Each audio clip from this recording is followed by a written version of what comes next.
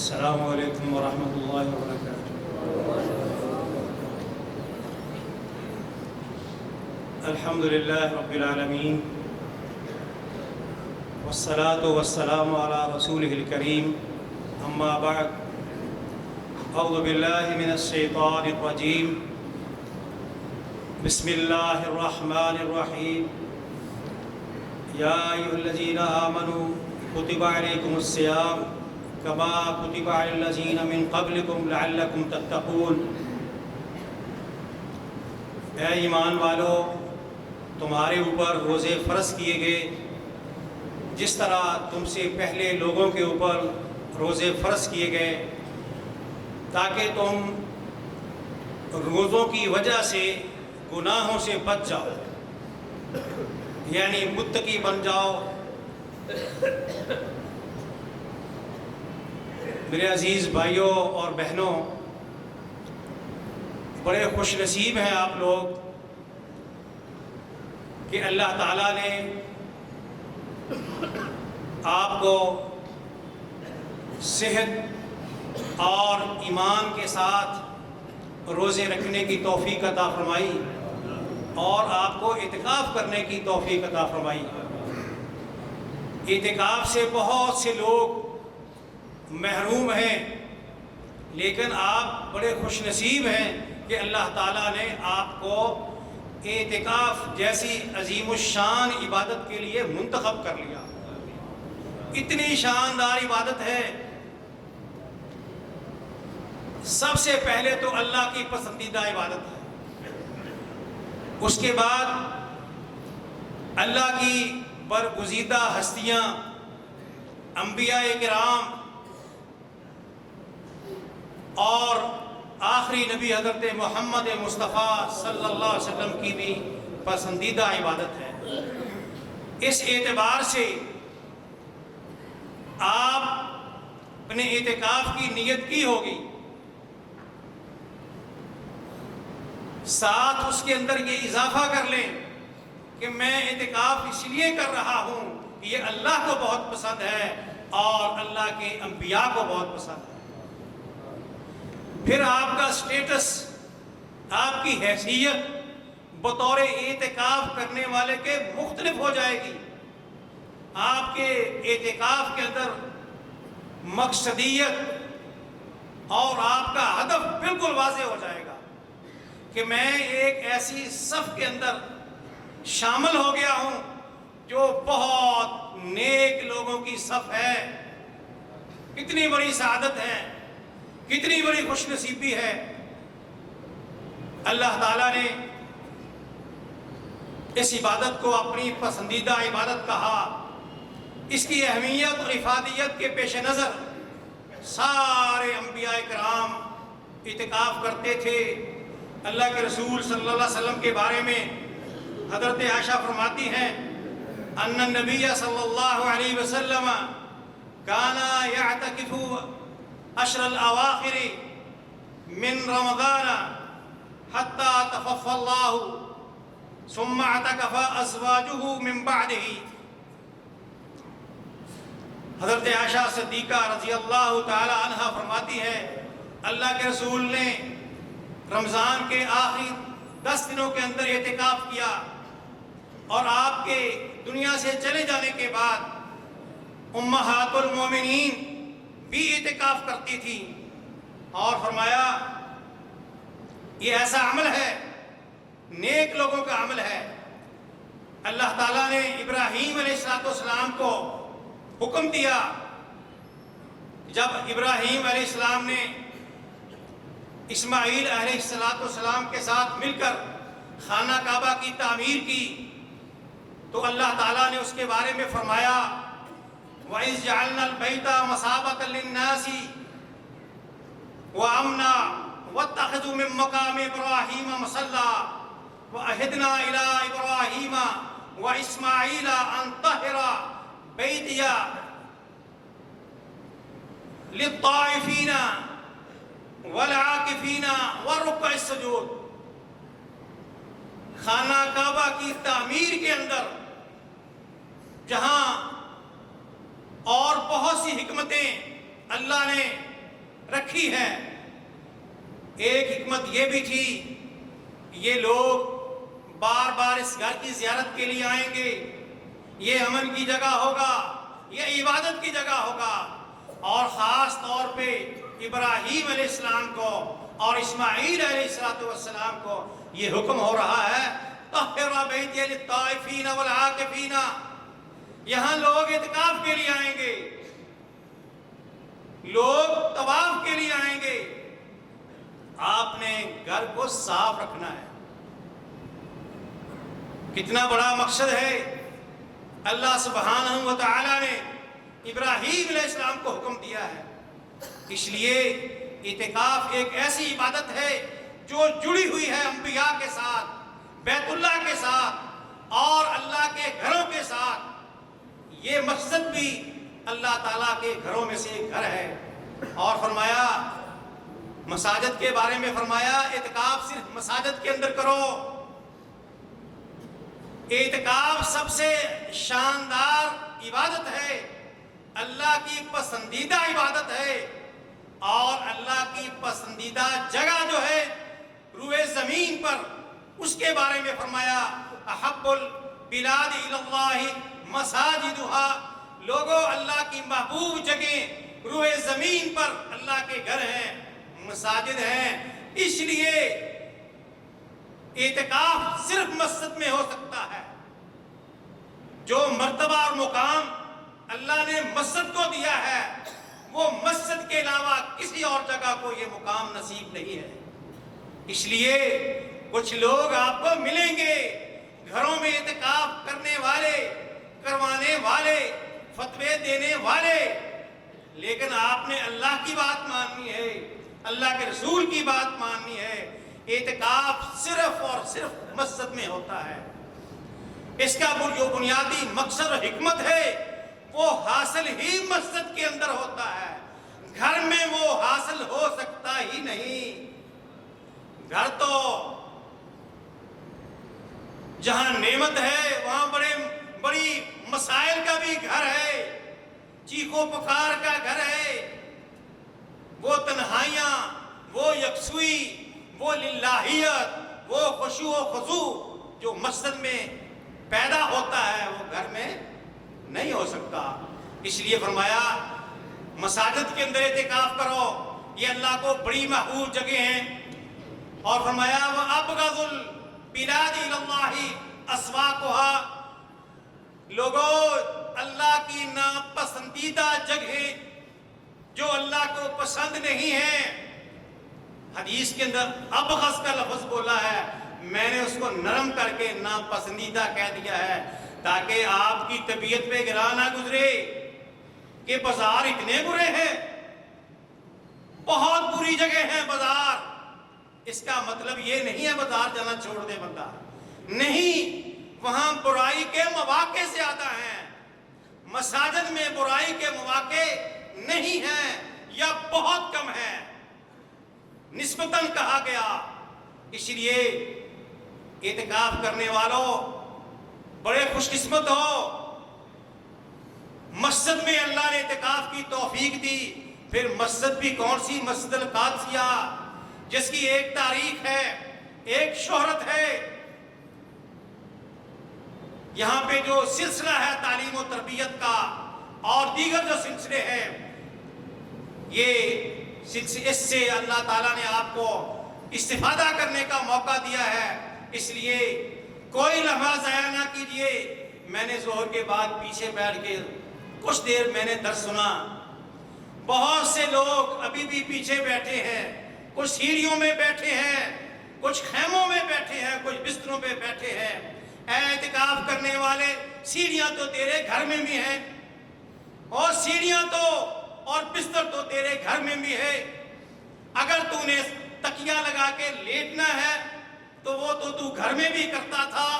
10 دن وہ سارے کام چھوڑ دے، وہ معمولات، وہ مصروفیات جو تو گھر میں کرتا تھا۔ یہ اعتکاف کا تقاضا ہے۔ اور جہاں تو نے اتنی قربانی دی، اپنا نرم و گرم بستر چھوڑ کے آیا، اپنے بہن بھائیوں کو، اپنے والدین کو، عزیز و اقارب کو، حلقہ احباب کو، دوستوں کو چھوڑ کے آیا ہے۔ اس موقع سے بھرپور فائدہ اٹھائیے۔ اس لیے پیچھے بیٹھنے والوں، آپ بھی توجہ سے یہاں جو گفتگو ہوتی ہے اس کو سنا کریں۔ اللہ تعالیٰ عمل کی توفیق عطا فرمائے۔ اور فرمایا اعتکاف جو ہے اس کے بڑے فائدے ہیں۔ ہم اتنے مصروف ہیں، ہمیں اپنی زندگی، اپنی ذات کے اوپر نظر ثانی کرنے کا کوئی ٹائم نہیں ہے۔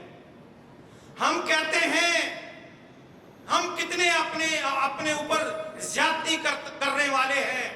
ہم کہتے ہیں مولوی صاحب میرے لیے دعا کرنا، قاری صاحب میرے لیے دعا کرنا۔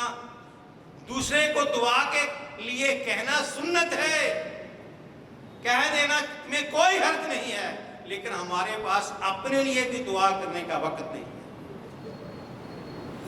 ہمیں اپنی زندگی کے اوپر 20 سالہ، 30 سالہ، 40 سالہ، 60 سالہ زندگی کے اوپر نظر ثانی کے لیے بھی وقت نہیں ہے۔ اعتکاف اللہ نے نظر ثانی کے لیے بھی بنایا ہے۔ اے اعتکاف کرنے والے، اپنی ماضی کی ساری زندگی کے اوپر غور و فکر کرو۔ میں نے کیسے گزاری ہے، میرے معاملات کیسے تھے، میں نے کون سی غلطیاں کی، کون سی میں نے کس کے اوپر زیادتیاں کی۔ یہ ساری چیزیں جو ہیں ان کا جائزہ لینے کا یہ وقت ہے، یہ عمل ہے۔ اس لیے اعتکاف جو ہے اس سے آپ کا تزکیہ نفس بھی ہوگا، آپ کے کردار بھی نئے بنیں گے۔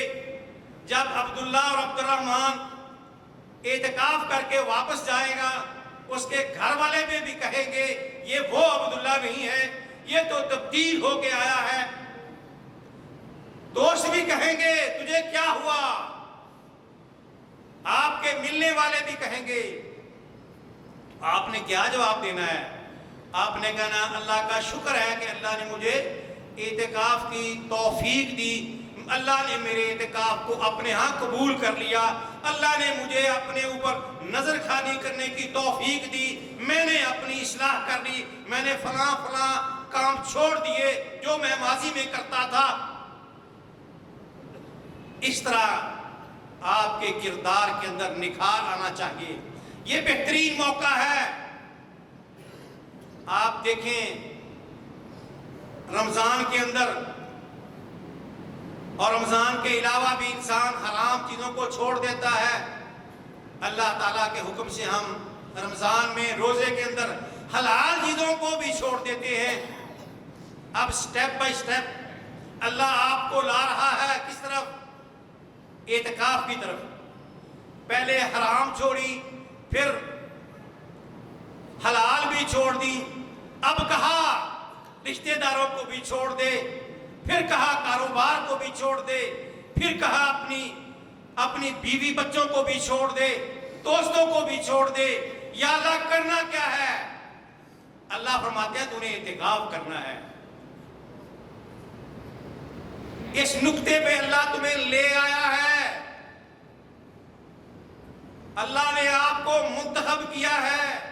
اعتکاف کرنے والے تو بڑا ہی خوش نصیب ہے، تجھے اس بات کا ادراک ہونا چاہیے، تجھے اسے ایکنالج کرنا چاہیے، اس کی قدر کرنی چاہیے، احساس ہونا چاہیے۔ ادراک کیا ہوتا ہے؟ کہ بندہ دل کی گہرائیوں سے تسلیم کر لے، اور تسلیم کرنے کے بعد اس کی باڈی کے اوپر اس کا اثر نظر آئے۔ اور فرمایا کردار سازی کا بہترین موقع ہے۔ پھر یہاں کیا ہے آپ کے پاس؟ اعتکاف اور صیام، روزے اور قرآن تلاوت قرآن، افطاری اور سحری۔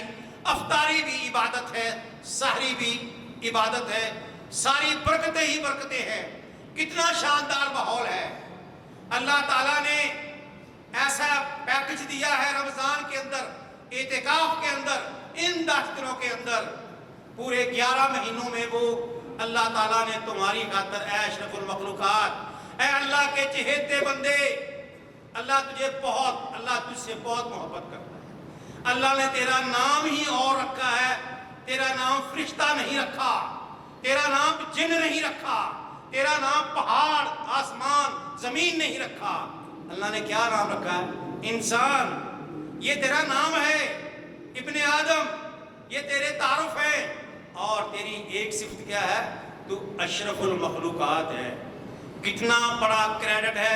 وَلَقَدْ كَرَّمْنَا بَنِي آدَمَ، اللہ فرماتا ہے ہم نے آدم کی اولاد کو تمام مخلوقات پہ فضیلت دی ہے، اکرام دیا ہے۔ تمہیں کبھی احساس ہوا اس بات کا کہ تو اشرف المخلوقات ہے؟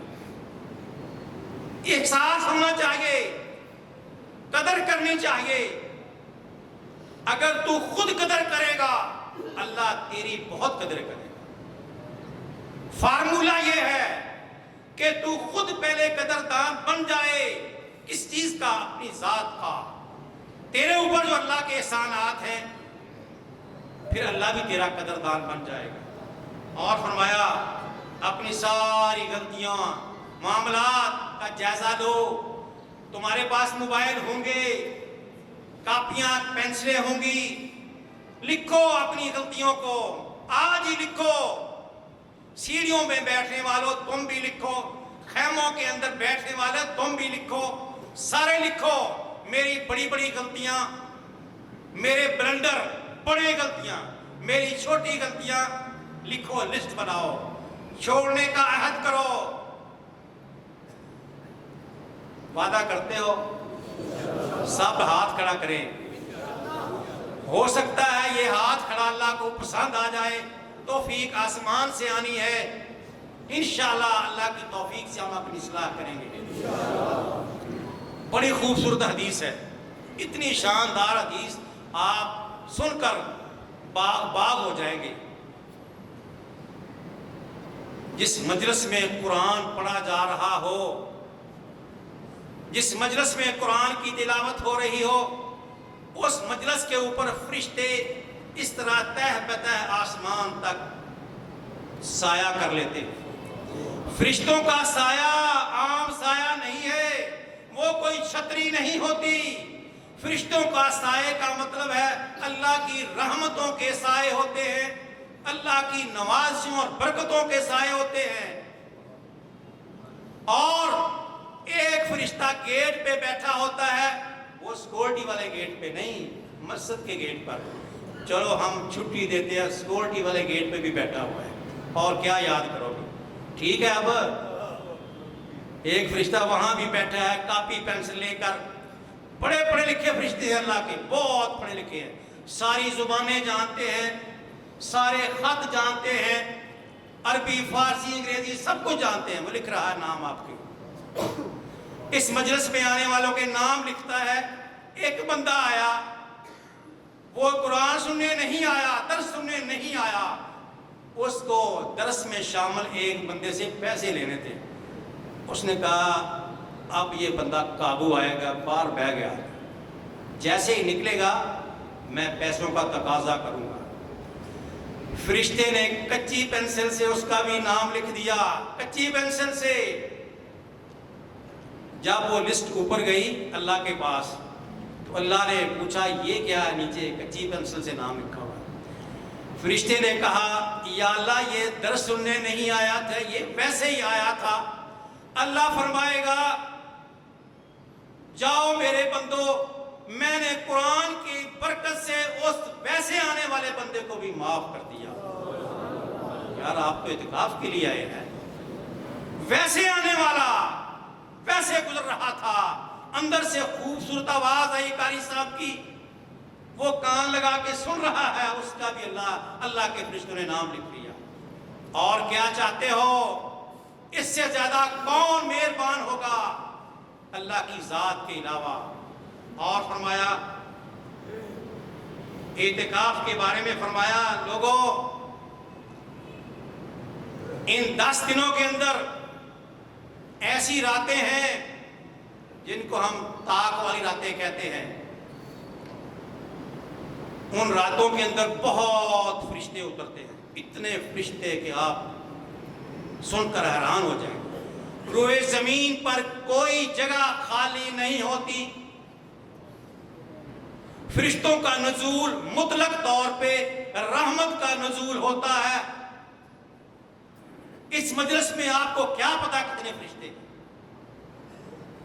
حدیث سنا ہے، ایک صحابی تھے اسید بن حضیر، وہ قرآن پڑھ رہے تھے، اوپر دیکھا بادل آ گیا ہے، اس بادل کے آنے پر اس کے اندر فرشتے تھے، اس کو پتا نہیں تھا۔ اس کے قریب ہی گھوڑی یا گھوڑا بندھا ہوا تھا۔ جانوروں کو فرشتے نظر آتے ہیں، انسانوں کو نظر نہیں آتے۔ بندہ کہے گا یار سارے جانور ہی چنگے، ہے گل نہیں، اللہ کی تقسیم ہے۔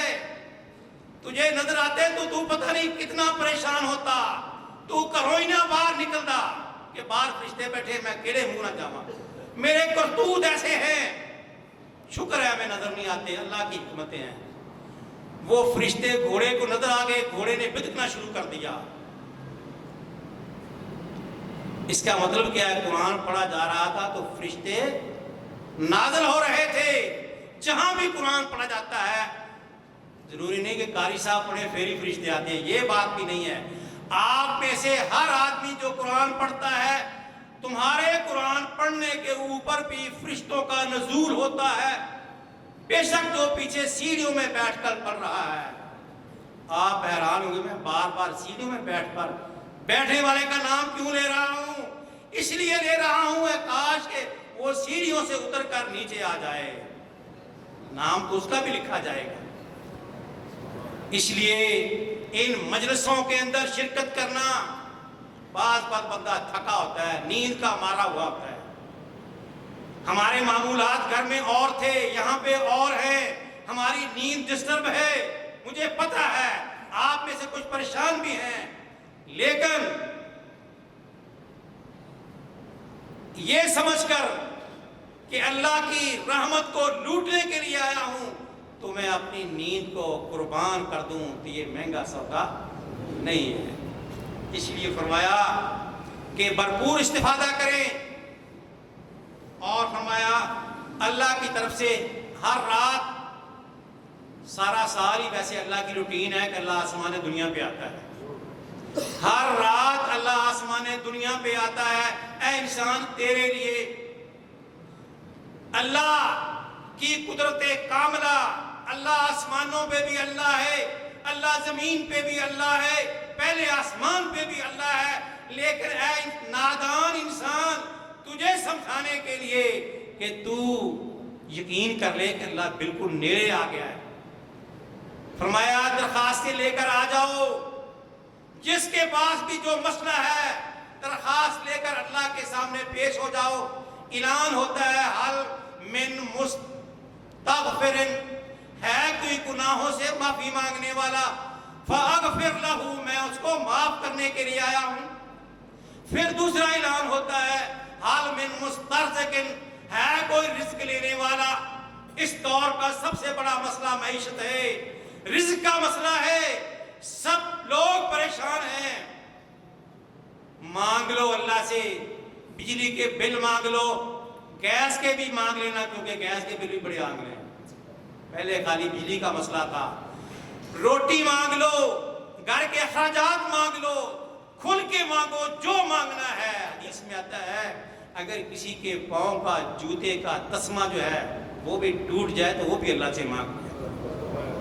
دینے والوں کے خزانے میں کوئی کمی نہیں۔ للہ خزائن الارض والسماوات والارض، زمینوں آسمانوں کے خزانوں کا مالک اللہ ہے۔ حل من مسترزق، ہے کوئی رزق لینے والا۔ رزق حکومتیں بھی تقسیم کرتی ہیں، ایک اللہ تقسیم کرنے والا ہے۔ وہ کہتا ہے کوئی رزق لینے والا، مانگو گے اللہ سے رزق نہیں مانگو گے؟ رزق مانگنا بری بات نہیں ہے، عین سنت ہے، عین فرض ہے۔ کیوں؟ آپ نے وہ رزق کھا کے اللہ کی باتیں کرنی ہے، حلال کمانا ہے۔ اور فرمایا حال من مبتلا، ہے کوئی بیماریوں کے اندر مبتلا فآفیہ، میں اس کو آج صحت دینے کے لیے آیا ہوں۔ کتنی بڑی لوٹ سیل لگی ہوئی ہے۔ اس لیے میرے بھائیوں بہترین موقع ہے، عبداللہ سلفی صاحب آپ کے بڑے ہی خیر خواہ ہیں، شاندار آواز میں آپ کو اذان سناتے، ایمان تازہ ہوتا ہے۔ انہوں نے مجھے کہا تھا آدھا گھنٹہ درس دینا ہے، تو پتہ نہیں آدھا گھنٹے میں کتنا ٹائم باقی ہے۔ کیوں بھائی آخری عشرہ ہے، فرمایا بات ہو رہی تھی، موقع ہے ہم اپنے کردار ٹھیک کر لیں، اپنا تزکیہ کر لیں، اپنے نفس کو۔ شیطان اللہ نے قید کر لیا، بڑا لوگ خوش ہوتے ہیں، چلو شکر ہے شیطان قید ہویا، اچھی بات ہے، کیونکہ سارا ملبہ ہم شیطان کے اوپر ڈالتے ہیں، سارا قصور شیطان کا ہے۔ میں تو فلان ایک کام کرنا چاہتا تھا، شیطان نے مجھے گمراہ کر دیا۔ یہ بات درست ہے کہ شیطان کو اللہ نے یہ صلاحیت دی ہے گمراہ کرنے کے لیے، لیکن اللہ نے ساتھ خوشخبری دے دی ہے، میرے مومن بندے، میرے نیک بندے، قرآن پڑھنے والے، صبح و شام اذکار کرنے والے شیطان کی چالوں سے محفوظ رہیں گے۔ اس کو اللہ نے قید کر دیا۔ ایک چیز ابھی بھی تمہارے سینے کے اندر موجود ہے، جو تمہارا نفس ہے، شیطان اللہ نے کنٹرول کر دیا، نفس تو نے کنٹرول کرنا ہے۔ اب جنگ کس کی ہو رہی ہے؟ تیری اور تیرے نفس کی۔ اب دیکھتے ہیں تو بہت طاقتور ہے یا تیرا نفس جو ہے وہ طاقتور ہے۔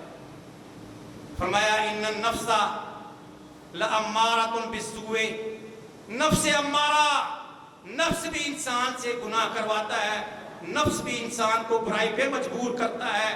اس نفس کو پہلے تو نے نفس لوامہ میں تبدیل کرنا ہے۔ ان 10 دنوں کے اندر ایک دن گزر گیا ہے، اگر تیرا نفس بڑا ہی سرکش اور باغی ہے، اس کے بارے میں فرمایا قد افلح من زکاہا، وہ کامیاب ہو گیا جس نے اپنے نفس کو لگام ڈال دی، قابو کر لیا۔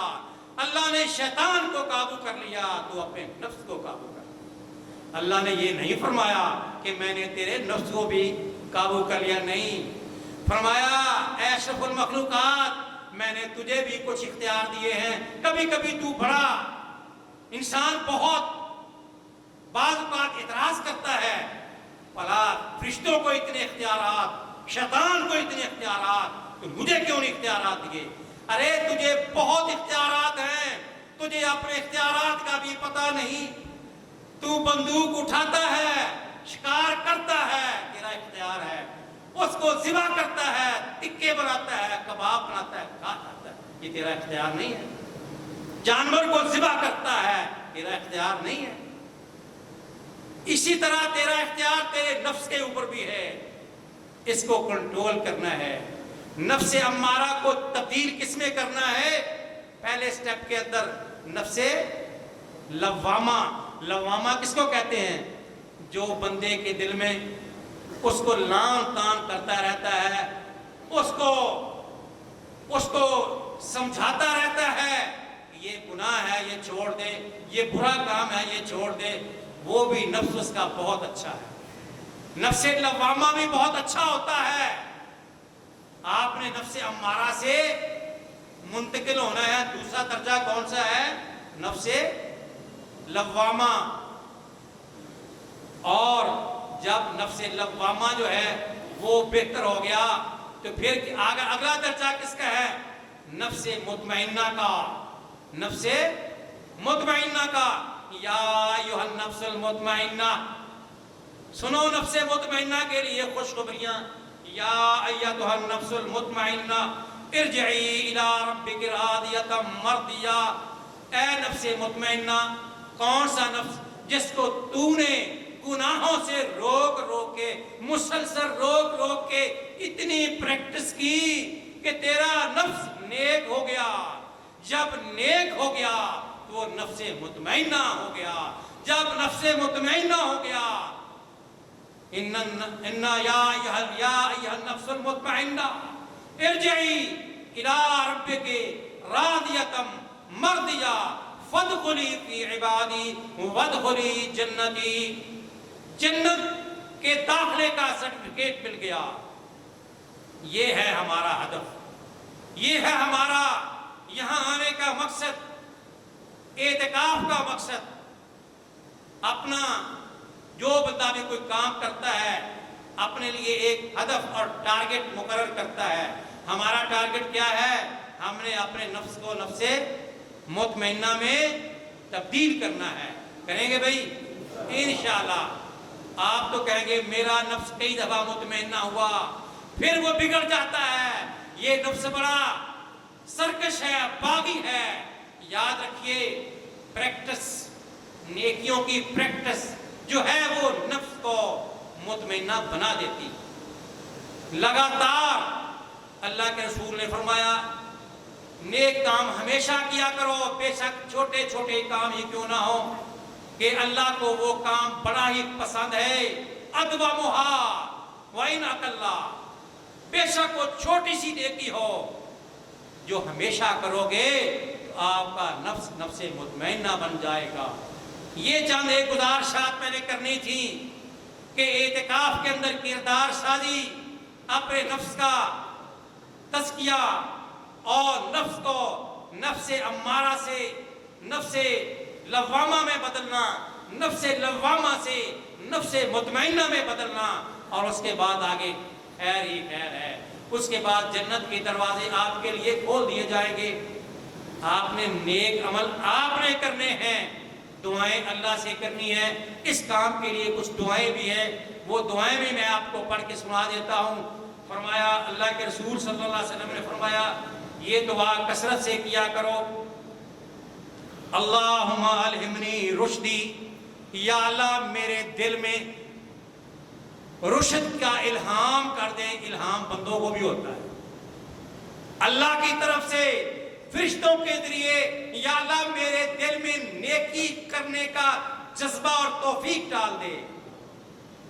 الہمنی رشدی، یا اللہ میرے دل میں نیکی کرنے کا جذبہ ڈال دے۔ اور فرمایا وَعِصْنِي مِن شَرِّ نَفْسِي، یا اللہ میرے نفس کی شرارتوں سے مجھے محفوظ کر دے۔ یہ دعا کرنی ہے۔ قاری صاحب آپ کو دعائیں سکھاتے ہیں، یہ دعا بھی سیکھ لیں۔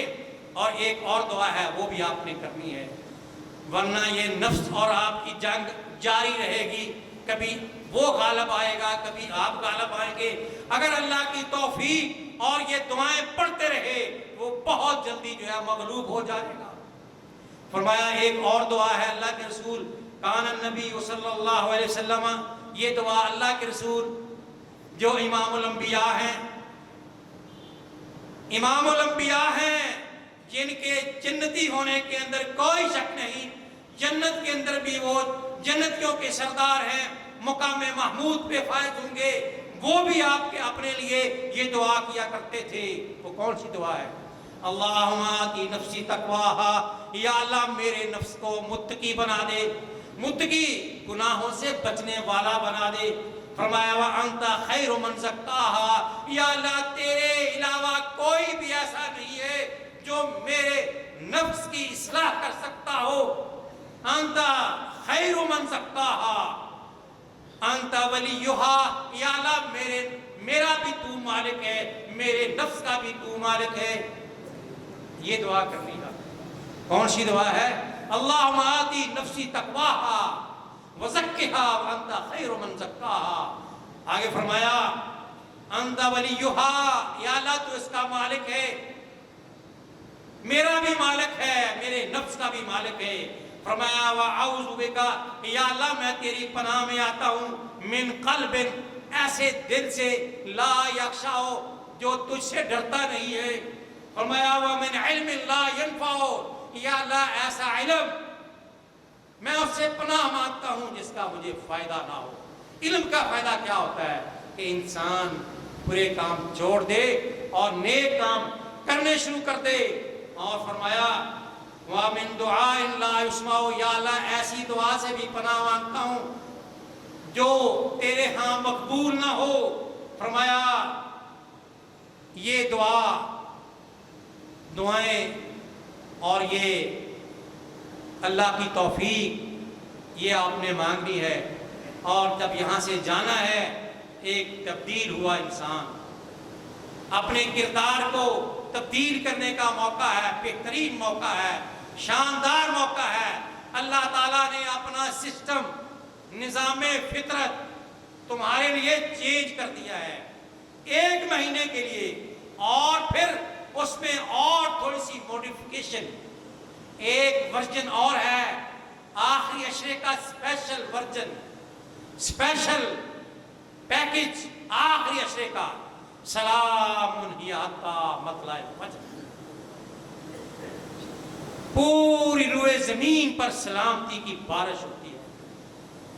اس لیے اس موقع کو غنیمت جانتے ہوئے میرے بھائی بھی اور میری بہنیں بھی کوشش کریں ایک بدلا ہوا انسان یہاں سے جائے۔ اللہ تعالیٰ ہمیں توفیق عطا فرمائے۔ جو کچھ ہم نے باتیں سنی ہیں اللہ کے رسول صلی اللہ علیہ وسلم کی باتیں ہیں، اللہ کی باتیں ہیں۔ وَمَنْ أَصْدَقُ مِنَ اللَّهِ قِيلًا، اللہ سے زیادہ سچی باتیں کس کی ہو سکتی ہیں؟ اللہ کے رسول صادق و امین تھے، اللہ کے رسول سے زیادہ اچھی اور سچی باتیں کس کی ہو سکتی ہیں؟ ہم تو سنانے والے ہیں، یہ باتیں اللہ کی ہیں اور اللہ کے رسول کی ہیں۔ اللہ تعالی ہمیں عمل کی توفیق